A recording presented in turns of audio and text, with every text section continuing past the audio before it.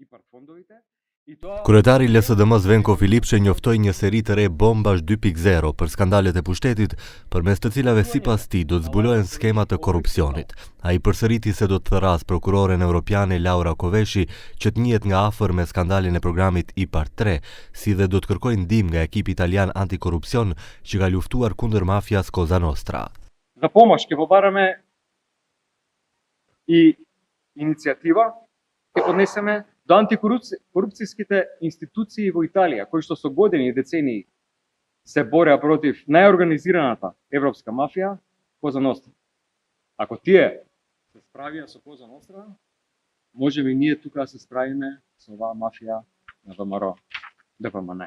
Ние ги спремивме новите бомби 2.0. Најавам дека утре следува нова.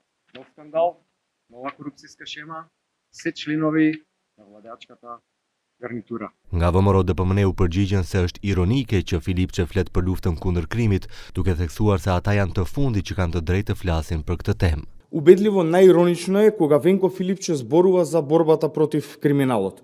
Тоа е исто како човек со сомнителни морални навики да го поставите да биде наставник за етика.